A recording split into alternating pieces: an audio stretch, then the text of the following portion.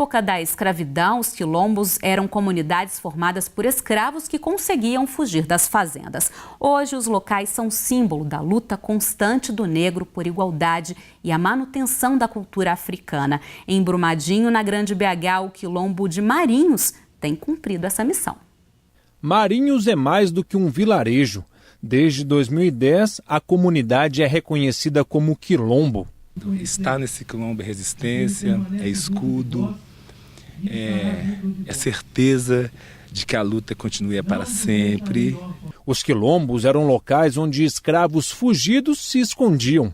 Hoje são lugares para a manutenção da cultura.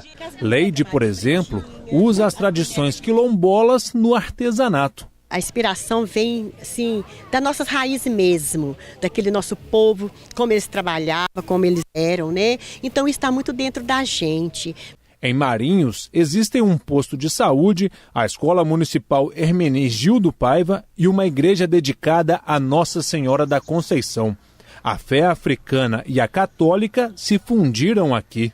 A igreja vai ao encontro e se encultura através das culturas. Eles são os nossos irmãos.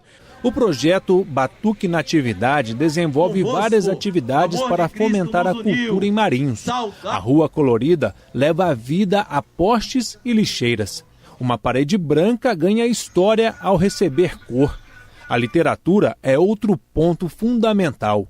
Livros sobre quilombos e cultura negra são frutos dessa árvore de conhecimento. É sempre resgatando as crianças assim, na sua tradição, valorizando a sua tradição, mas desenvolvendo a criatividade, instigando essa criança a ter um outro olhar, assim, esse espaço de conhecimento. Esse que é o objetivo, conectar cada vez mais as pessoas desse lugar, com esse lugar, e conectar este lugar com o resto do mundo, com as pessoas. Cambão nasceu no quilombo de Marinhos. Aos 70 anos, é considerado líder da comunidade e guia espiritual. As palavras do sábio ensinam como transformar um esconderijo em um espaço de formação. Ame, porque só o amor constrói.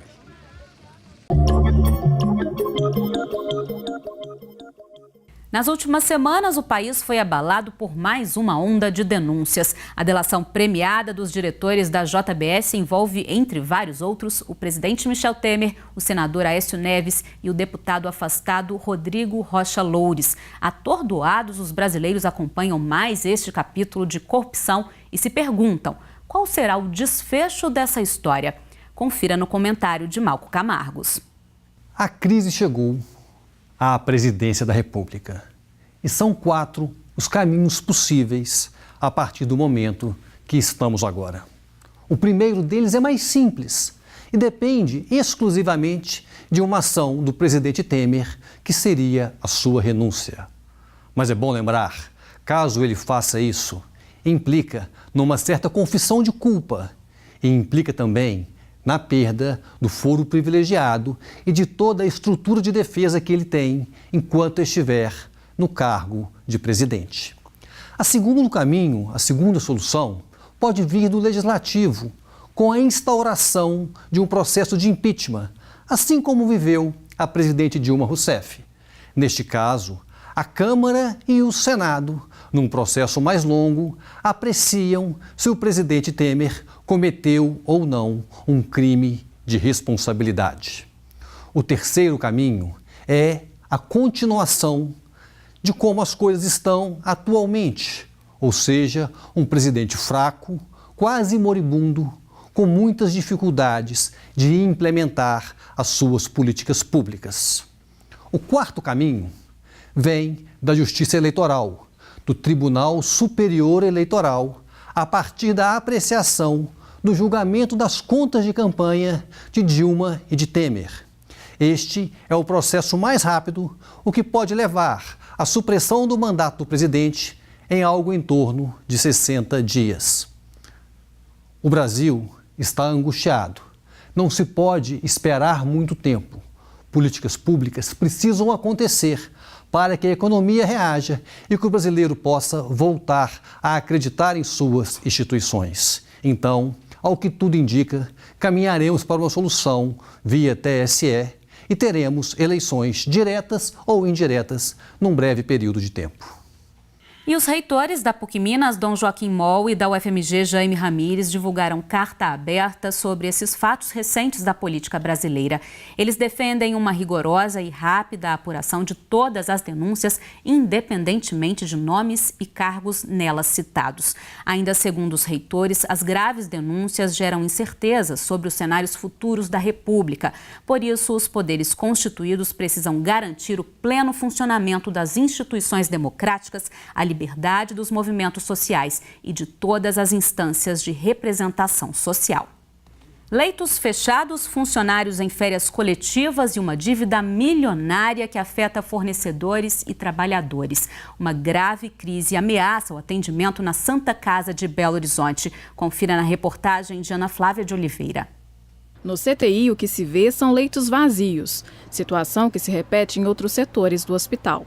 Com o fechamento de 430 leitos, 350 funcionários entraram em férias coletivas por causa da crise no maior hospital de Minas. Isso é uma estratégia de economia da casa, na medida que você diminui o seu gasto com eles, você diminui a ociosidade, além de diminuir alguns custos trabalhistas pertinentes à escala de trabalho.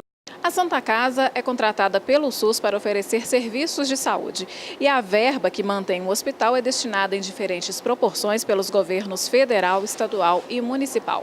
E de acordo com a direção, sem esse repasse, o déficit mensal chega a R$4 milhões por mês. Segundo o diretor de assistência à saúde, alguns serviços foram mantidos. A Santa Casa está restringindo o número de internações de acordo com a sua capacidade de atender. A Santa Casa, por uma questão de responsabilidade, só coloca para dentro ou só interna a paciente que ela dá conta de atender. Eu não vou fingir que atendo doente, trazer aqui para dentro e não resolver o problema dele. A crise financeira do hospital pode colocar em risco tratamentos de pacientes como Isabela, que tem leucemia.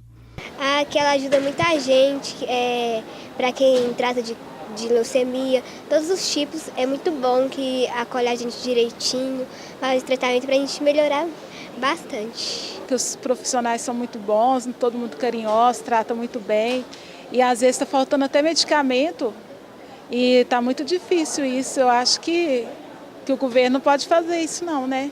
Santa Casa vive um problema de subfinanciamento, ou seja, aquilo que está acertado nos valores de tabela e incentivos não são suficientes para manter a casa.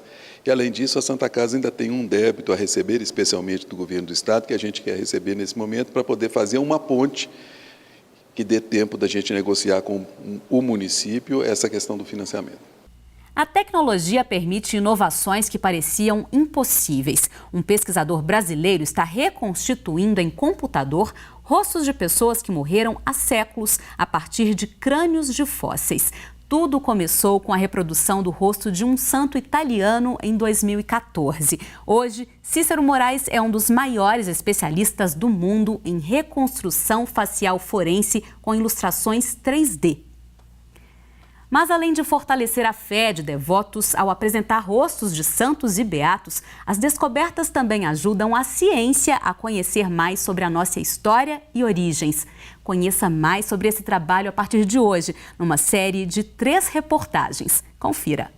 Os fósseis ajudam pesquisadores a estudarem o passado. Os ossos de outras civilizações permitem conhecer características de pessoas que morreram há décadas. Mas uma técnica de reconstrução facial tem apresentado um rosto para esses crânios. Eles precisam ser digitalizados. Para isso, podem ser usadas fotografias ou exames de imagem como ressonância magnética. Esse crânio digitalizado é enviado para um especialista antes de iniciar o processo de reconstrução efetiva. Ele é enviado para um especialista da área forense. Esse especialista observa o crânio sem saber de quem se trata, totalmente cega a observação, e afere se trata de um homem, de uma mulher, qual a faixa etária das pessoas, 30, 40 anos, 30, 50 anos, e qual o grupo antropológico de ancestralidade ele pertence. A partir dessas informações, o designer começa o trabalho de preenchimento da musculatura, carne e pele do rosto. Depois, o trabalho é concentrado no detalhe. Assim que ele levanta esses dados, envia para a gente, que nós iniciamos o processo de reconstrução. Uma abordagem mais anatômica, onde eu coloco os músculos principais na face, e outra é uma abordagem mais estatística. E fazendo essas duas abordagens, a gente tem uma face simples, né? A gente faz uma modelagem digital, escultura digital, e isso nos dá uma face simplificada. E a parte final consiste em colocar a indumentária compatível com a época do indivíduo, né, e a posição dele, seja religiosa ou histórica. E claro, nós fazemos a pigmentação da pele e também a colocação dos cabelos. Quando o busto é concluído, o projeto é encaminhado para uma impressora 3D que o transforma em um rosto de gesso. A técnica já foi usada em figuras históricas e em santos católicos. Santo Antônio, São José Macias e a beata Ana de Los Angeles foram conhecidos pelo público. Novos santos serão apresentados para que os fiéis se sintam mais próximos dos servos de Deus que os auxiliam. A partir do trabalho, até Cícero se transformou. É evidente que mesmo não tendo esse viés religioso e psicológico nessas aproximações faciais, por participar, de certa forma, da história desses santos, eu acabo me interessando bastante e lendo sobre eles. Isso foi algo que eu aprendi com os santos. Justamente essa questão de respeito, de humildade, de saber que tem algo muito maior do que você. Na próxima semana você vai assistir a segunda reportagem da série. Vamos mostrar como o trabalho do Cícero surpreendeu historiadores ao dar rosto a um dos primeiros homens das Américas, o chamado Homem de Lagoa Santa. Não perca! E o Horizonte Notícia termina agora. Quer rever o programa? É só acessar o nosso site tvhorizonte.com.br. Até a semana que vem. Tchau!